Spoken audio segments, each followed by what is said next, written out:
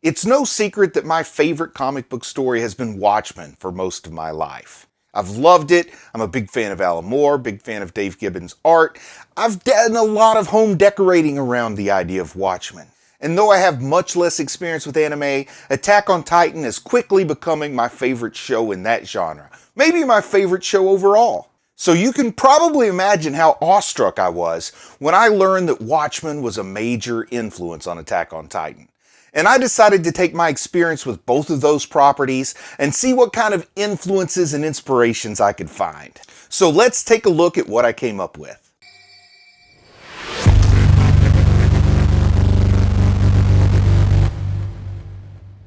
So the way that I found out about the Watchmen Attack on Titan connection was a video that YouTube recommended to me. It was called 100 Interesting Attack on Titan Facts You Probably Didn't Know. And it was from a channel called Anime Senpai Comparisons. And the video didn't really have any voiceover or animation to speak of. It was just a bunch of facts associated with photographs or pictures going across the screen with background music playing. And one of those facts that came along was that Watchmen was an influence on Isayama when writing Attack on Titan.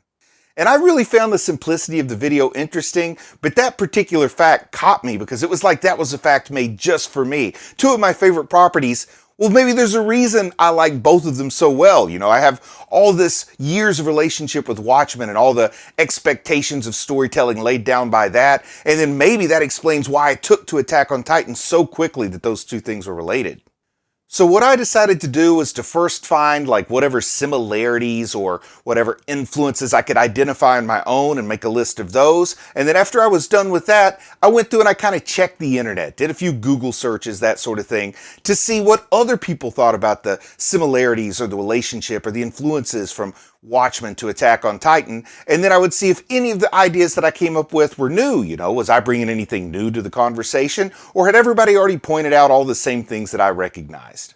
And also, one interesting thing I did find on the internet search was that it may not have actually been Alan Moore's comic book Watchmen that inspired Isayama, but rather it was actually Zack Snyder's movie version of Watchmen that got to him. That was his first experience with that story.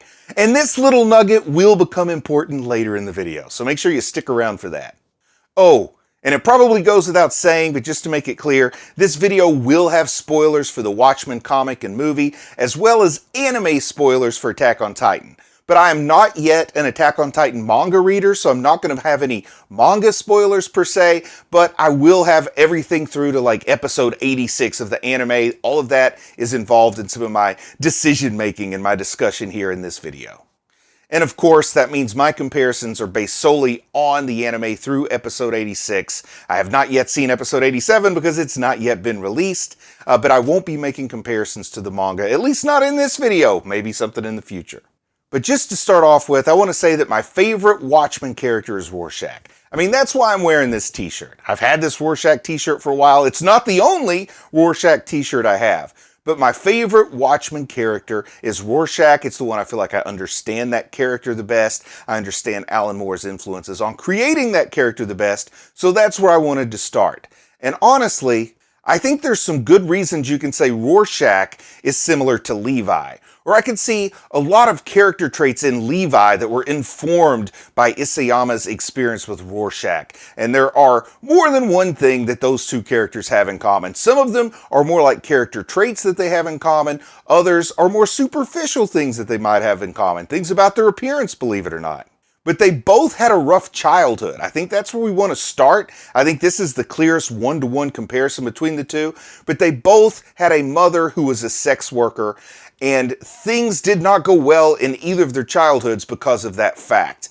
Why was their mother a sex worker? Well, that has to do with more of the problems in society, and these two characters did deal with those things a little bit differently, but I think you can clearly see the parallel right there.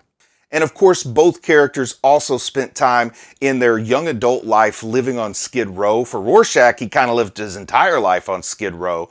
But, you know, for Rorschach, it's a literal Skid Row in New York City, whereas for Levi, it's living in those undesirable towns underneath the land, the underground town that Levi lived in, where he was participating in his little crime gang and they couldn't get the sunshine and they weren't really allowed to go see the light on the nice side of town, which is above ground. And I think that's a pretty good parallel for the slums that Rorschach lived in, that he grew in, that he dwelled in, and that I would say he was at home in.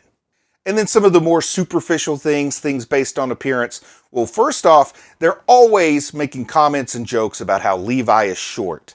The fact that Levi is short keeps getting brought up again and again. And the same thing happens with Rorschach, particularly when he gets captured by the authorities and he's taken to prison. The police laugh at him because he has lifts in his shoes to make him appear taller than he really is. So that's telling us that Rorschach is of below average height. They're always telling us that Levi is of below average height. So they have that thing in common, despite the fact that they're both capable of unparalleled violence. Something else that's worth pointing out is that Levi wears an ascot, and so does Rorschach. Like, an ascot is a core part of their costuming, if you will. I mean, it's more like the clothing decision for Levi, definitely a costume choice for Rorschach, but you can see that Rorschach has an ascot below that flowing collar on his overcoat. That overcoat not entirely unlike a scout's cloak, I guess you could say. But they do both kind of sport that ascot, and I think an ascot is enough of an atypical wardrobe choice that it's significant that both of those characters have that. I definitely can say with confidence that there's no other major Watchmen character that wears an ascot, and going off the top of my head, I don't really remember seeing a lot of other Attack on Titan characters wearing the ascot either, so I think that wardrobe choice is pretty darn specific. And they both had a moment where they snapped, and this is more about the core of the character. The motherhood and the living environment, those were just some background similarities. The similarities in their physical stature and the way they dress, those are just superficial similarities. But as far as character traits, well, they both had a moment when they snapped. For Rorschach, it was a moment when he was looking for this young girl who had disappeared, this child who had disappeared, which, not to get too far off track here, but kind of like when Grisha and Aaron are looking for Mikasa in the beginning. Well, unfortunately for the little girl, when Rorschach finds her, she's already been killed and butchered by her abductor. He doesn't make it there in time, and that's when he snapped. Because prior to that point, Rorschach was sort of had like that Batman code of honor that because he's a superhero, he doesn't kill. But in that moment, when he saw the remains of that little girl and he looked at the guy who was responsible for killing her, then it was it. He decided from this point on, I kill, because killing is the only way to cleanse the world of this atrocity, this sin, this filth of human cruelty.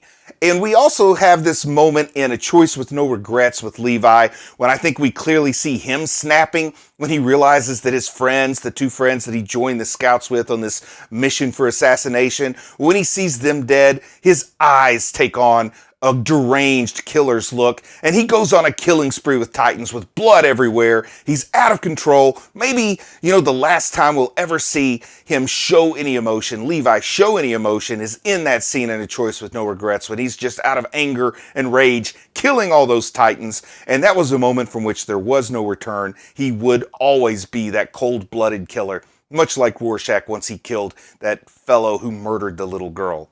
And they also both have a rigid morality that's expressed a little bit differently, but I see enough commonality. With Levi, we hear him talking at the end of A Choice with No Regrets. I mean, the meaning of the title of that OVA is once you make a choice, you have to lean into it and go with it, or else you'll be paralyzed with indecision.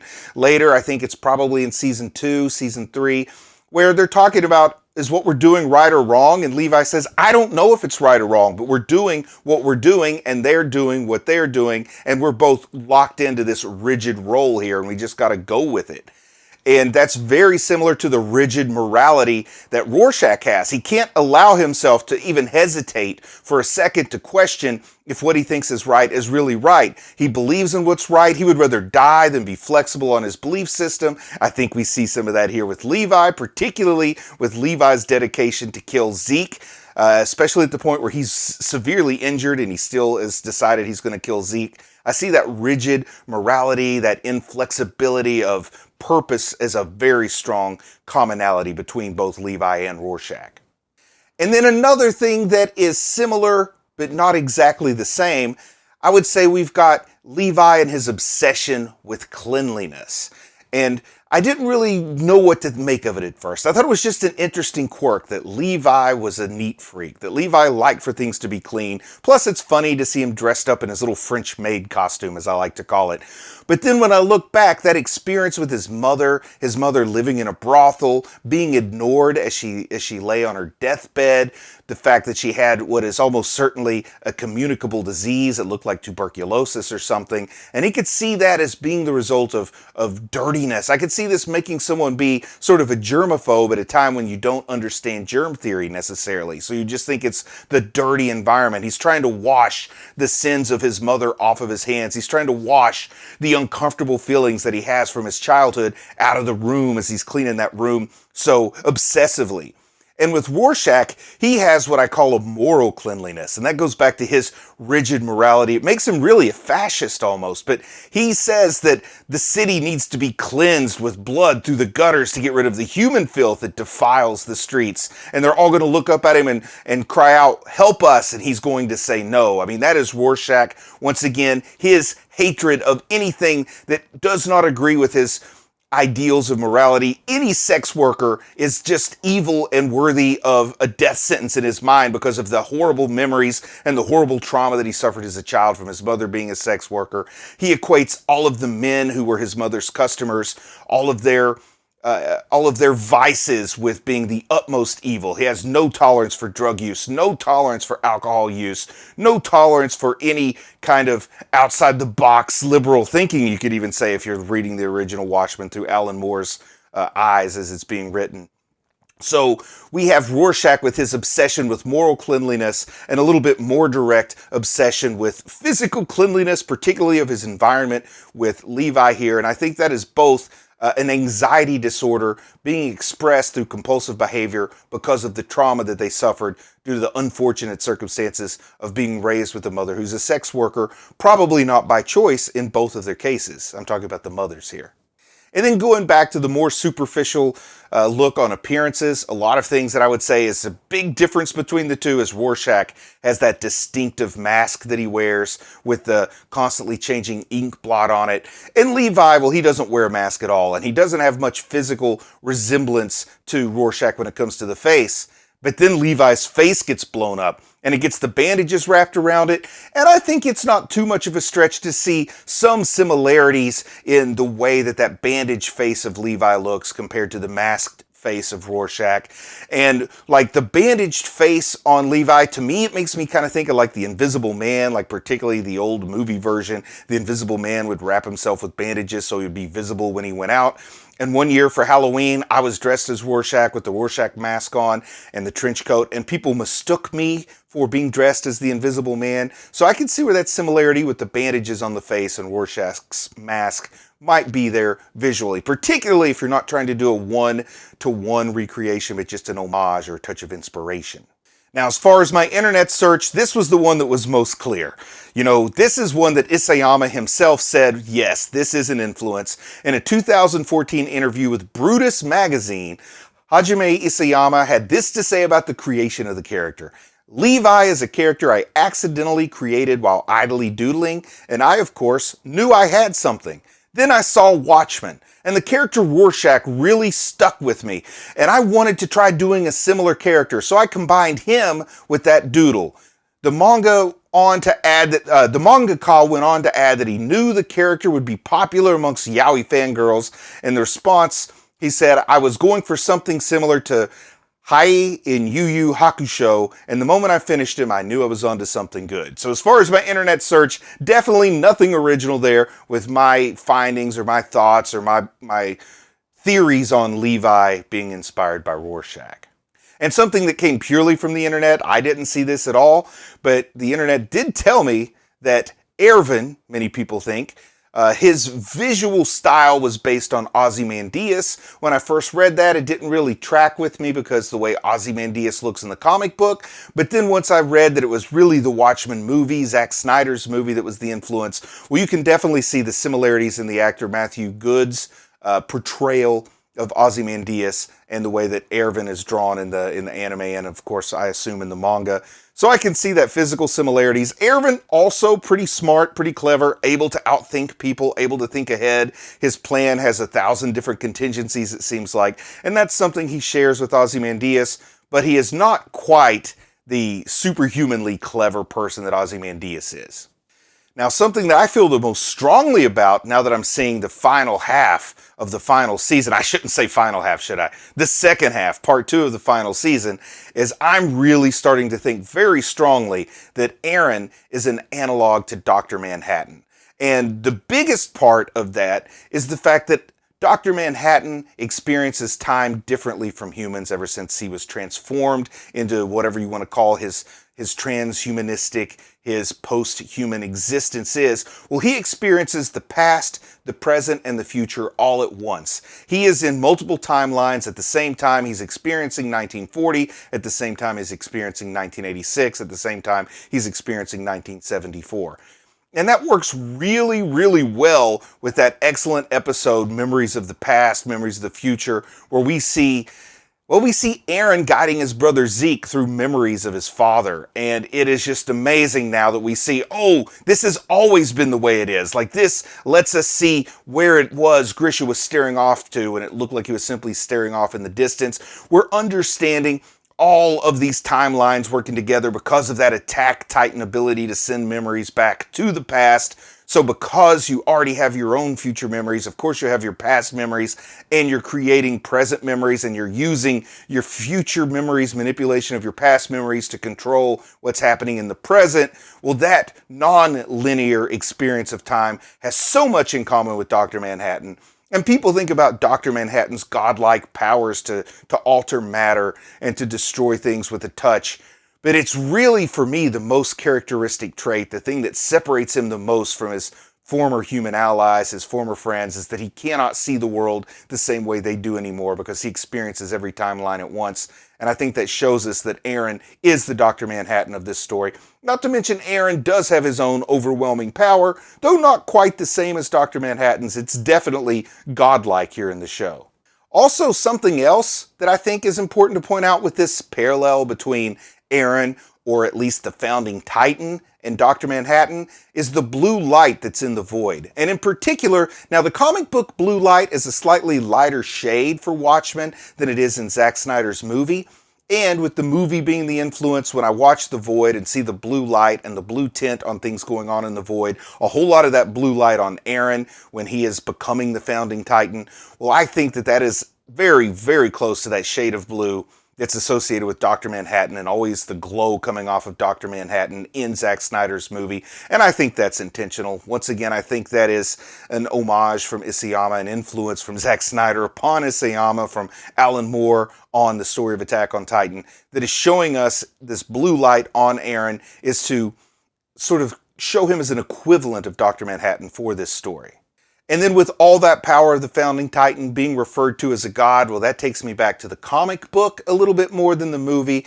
But there's a common quote that was going on about Dr. Manhattan in the comic book, and folks would misattribute the quote or misquote it as saying, Superman is real and he's on the side of the Americans when they're talking about Dr. Manhattan. But then later it's revealed the actual quote is God is real and he is on the side of the Americans. And of course, the founding Titan being referred to as a god in Attack on Titan, and Aaron now holding that founding Titan power, making him this world's idea of a god, much like Dr. Manhattan was the Watchmen world's idea of a god. And another quote, this is something that Dr. Manhattan says to Laurie, to the Silk Spectre #2 when he's talking to her. He says, "We're all puppets, Laurie. I'm just a puppet who can see the strings," which kind of explains that there's the illusion that he's controlling a lot of things just because he can see how it's going to happen and respond to it and react to it and anticipate it. And that's pretty similar in the experience I had with Aaron when we're going back and looking at the memories that got sent back and everything that happened all along. Is a lot of that seemed like he was controlling it, but it wasn't so much him controlling it as just being able to see all the strings that people were attached to and to dance around those strings to give the appearance of control in some situations. I really love that idea. I feel like Aaron was shown, once he had the Attack Titan memory powers, to be a puppet who could see the strings, and thus it looks like he's playing the rest of the world, but those strings let him know the part he has to play for things to go the way that I'm assuming he intends for them to go. So it looks like he's pulling the strings, but he's just a puppet who sees the strings and is not resisting. And something else interesting to me, this one might be a little bit more of a stretch and a little bit more of a reach, but in Watchmen, John Ostrander's father was a watchmaker. And he raised John with this watchmaking experience, and John became very, very fond of the intricacy of how the gears all work together. And this influence from his father, the watchmaker, led John to become a physicist to see how the watches go together on larger things than just watches, you know, the gears that make the world move. And becoming a physicist put him in the Manhattan Project, put him in that room where he was hit with the tachyons when he became Dr. Manhattan. He was destroyed and then rebuilt as Dr. Manhattan. All of that was because of the influence of his father, and I think we can also see Grisha's influence putting Aaron down this path. Of course, with Aaron being a puppet who can see the strings, we find out maybe Grisha was his influence from the future as it was his own decision from the past, but we do see Grisha setting both his sons on a path that turned out in ways he probably could not have anticipated. Also, as far as Aaron being compared to Dr. Manhattan, my internet searches, Reddit and Quora, both had some answers to the question that suggested there are other people out there that thought Aaron was similar to Dr. Manhattan before I came up with that idea. Now, legacy characters are a comic book trope, so of course they're in Watchmen, but Watchmen is a story that explores comic book tropes, and you have these legacy characters in Watchmen like Night Owl number 2, Silk Spectre number 2, and that's very much like in real comics where lots of names get passed down, mantles get passed down. But I would see that superhero comic book trope in a very non-superhero story like Attack on Titan, sort of being portrayed as the various inheritors of the Titan powers. I mean, we've seen like 4 Jaw Titans now, right? So we're seeing Jaw Titan 1, 2, 3, 4, if you want to put it in that order. We've seen multiple Attack Titans. I guess we've seen 3 of those. And, you know, it's just showing us the mantle being passed down when the Titan shifters, when the 9 are passed down. And I think that's similar to this superhero trope of Owlman being passed from Hollis Mason to Dan Dryberg, Silk Spectre being passed from Laurie's mother to Laurie. And then we see it happening here, particularly like the mother-daughter passing on with Grisha and Aaron as the father-son passing on. And I think that could have been a slight influence here. And then also, I think this is just more of like a little clever nod, but the Watchmen characters are based on Charlton Comics characters. They're not purely original. There was influence there, there was inspiration there, and then Alan Moore took them and made them his own, and I think we got a little bit of that going on here with Attack on Titan. So this is like a meta influence. Isayama is taking a character like Rorschach and Dr. Manhattan, some incredible characters, putting his own interpretation on them so you can hardly see that original character there, and telling his own story, just like Alan Moore did with the Charlton Comics characters. So just a little meta similarity between the stories themselves. And then as I start to think beyond those 2 obvious ones, the ones that a lot of people seem to have seen and agreed with, and by a lot I mean at least 3, but I started to think about Mikasa. Could Mikasa be similar to Silk Spectre number 2? And that's Laurie, the daughter of the original Silk Spectre. And I try to think about this, and Laurie from a young age, and when I say a young age, I think she was like 16 or 17, so a little bit older than Mikasa when she first met Aaron, but from a young age, Laurie had this initial devotion to Manhattan, to Dr. Manhattan. And of course, as I've said, with Aaron being the Manhattan analog here, we see this devotion from Mikasa towards Aaron. I think you could argue Mikasa's devotion's a little bit stronger, but she also knew him from the time she was very young. But as the story of Watchmen progresses, we see that Silk Spectre becomes more distant from Dr. Manhattan, where she has to actually not see things through Dr. Manhattan's point of view, and she becomes closer to Night Owl number 2, Dan Dryberg. And I do think we're seeing this Mikasa having to put this wedge between herself and Aaron in these last few episodes in particular, and she's becoming a little bit closer to Armin. And one nice thing that Attack on Titan does that sets it apart from Watchmen is this affection is not necessarily a romantic affection. It's not a significant other type situation. It's just strong bonds and friendship. So it has a more interesting, to me, a deeper interpretation when you see this drift happening. But I do think we see that same drift happening with Mikasa Aaron, and Armin that we saw in Watchmen with Silk Spectre, Dr. Manhattan, and Night Owl #2 Dan Dreiberg. And then something else that's kind of a similarity between Mikasa and Silk Spectre #2 is that they were both sort of, I would say, hypersexualized at a young age, though in very different ways. One was very much more disturbing than the other. But of course, we know that Mikasa, 9 years old, she was kidnapped by human traffickers. Human traffickers are the one who killed her parents. Of course, they were going to send her to a brothel, just like Levi's mother had been sent to a brothel. And of course, that's when Aaron and Grisha come in to save her.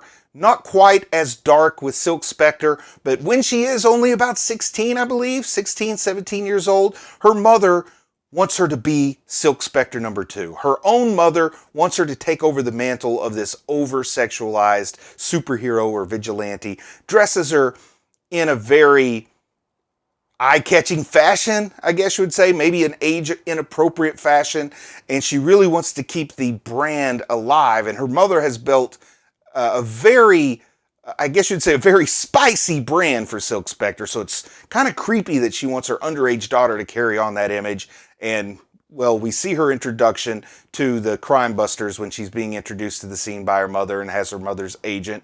Also, there's a little bit of a dark family history with Silk Spectre. It turns out Silk Spectre #2, her father, well, it's a disturbing story about who her father is and the way that things play out, and the way that she was conceived is even very disturbing. Now, we don't quite have that same sort of dark history with Mikasa, but we do know she's an Ackerman, and that the Ackerman family has been sort of shunned by the ruling class here in Paradis, so she does have that sort of scarlet letter just by being an Ackerman hanging over her shoulder, whereas with Silk Spectre, it's a little bit more close to sort of the despicable circumstances under which her life came into being. And I did see an answer on Quora, one answer on Quora that said, you know, what do you think there's similarities? They said, yes, I think that Mikasa is like Silk Spectre #2. And also that could just come down by being the most prevalent female characters in both stories. And then I have to ask myself, is Armin Dan Dreiberg?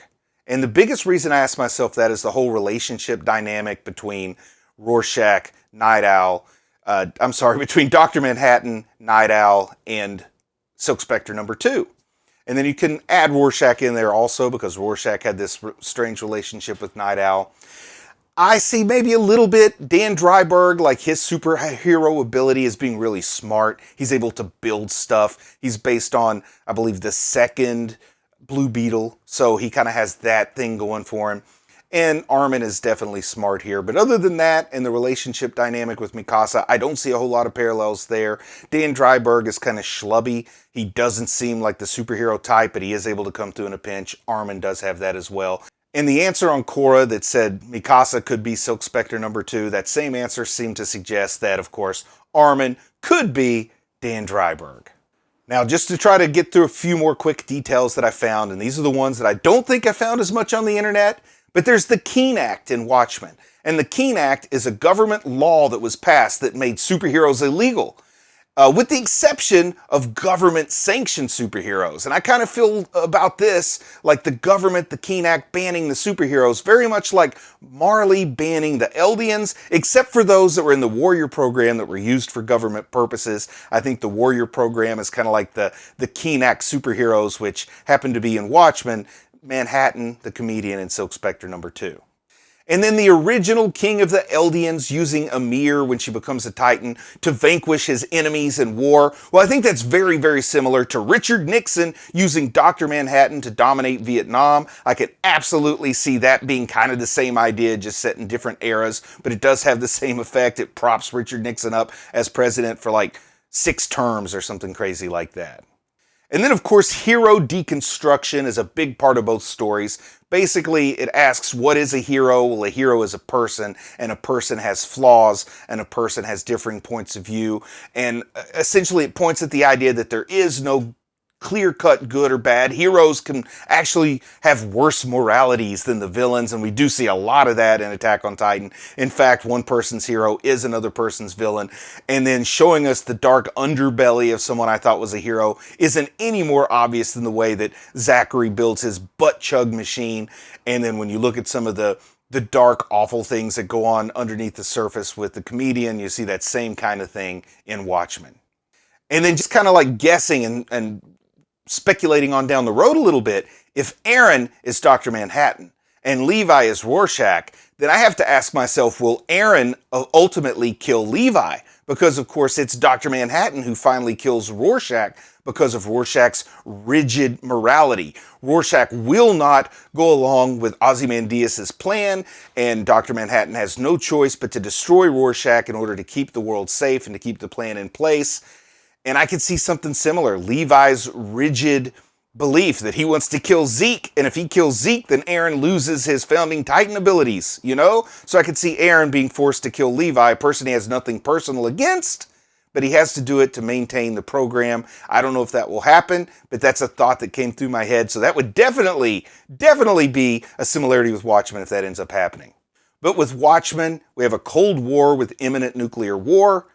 In Attack on Titan, particularly the scenes with the Colossal Titan transforming, we definitely see imagery that's suggestive of atomic bombs and nuclear weapons. And in Attack on Titan, I think the nuclear war is a little more imminent. It's already started, but we do see this idea of this Cold War between Paradis and Marley that is on the verge of becoming a hot war, and people are trying to find a way to stop it. That's pretty much the same thing. The USSR and the United States are getting ready to start firing nukes at each other any minute in Watchmen, and there has to be a way to stop that. That is what the central conflict of that story is. And the only way for both stories to stop this schism between the East and the West, between the USSR and the United States, between Paradis and Marley, the only way to stop this schism is to create a common threat that's so great, neither side can ignore it. They have to join forces to fight it. Of course, it's the rumbling in Attack on Titan, the rumbling led, of course, by Aaron, caused by Aaron. Now, with Watchmen, we have two different big threats that become the common threat. In the comic book, it's a giant psychic squid, which really doesn't seem to have that much in common with the rumbling. But in the movie, and I said that this nugget would come back to be really important, well, in the movie, it's Dr. Manhattan who is made to seem to be that common threat. And if I think Aaron is an analog for Dr. Manhattan, Aaron being the threat to the world, being that common threat that unifies both sides, is very similar to Zack Snyder's ending, where Dr. Manhattan is the threat that unifies both sides. A former hero becomes the world's greatest threat. Also, in Watchmen, in the comic book and in the movie, Ozymandias doesn't reveal his plan until the damage is done, until it's too late to stop the bloodshed. He tells people, I think what he says is, it happened 37 minutes ago. I'm not some fool who's going to monologue before I launch it. Well, Hanji points out in Attack on Titan that Marley and Liberio are already destroyed. Like, they're on their mission to stop the rumbling, but much like in Watchmen, the deaths of millions have already occurred. Well, it looks like a lot of death has already occurred before the group even gets in the air to try and stop the rumbling. So I think that's also an influence or similarity. The fact that the villain's plan, if you want to call it a villain, neither one of these stories have a true clear-cut villain per se, but death happens in both of them in order to ensure peace. Large-scale death happens, and it's not the more old-fashioned comic book trope where you stop the bomb before it goes off. No, the bomb goes off before you find out it was even there. Death happens, and we've got to say, what do we do next to make the world better? How do we make things not so bad? That is the crux of both of these stories. And I did find at least one blog that compared the ending of Attack on Titan to the ending of Watchmen, but it was talking about the manga, and since I'm not a manga reader, I didn't want to read that blog, so I don't know how much similarity of thought there is in some of those theories I had there with the ending, but I wanted to share it with everybody. So tell me, what do you think? Like, what do you think are some similarities between Watchmen and Attack on Titan? Or do you think some of mine were kind of a stretch too far? Do you think there are things I missed that you'd like to tell me about? Let me know down in the comments, because I'd love to hear it. Maybe I could make a follow-up video if there's enough to talk about. But I love Watchmen, and I love Attack on Titan, and I love sitting here and talking about it for about 30 minutes. And with that, I'm going to say I'm proud of you for watching anime, and I'll talk to you again soon. I just want to say a big thank you to everyone who supports the channel on Patreon. It really means a lot to me. If you might be interested in Patreon perks like early access to videos, uncut reaction videos, ad-free videos, and the opportunity to vote on which anime will be covered in the future, then click on the link in the video description. Thank you.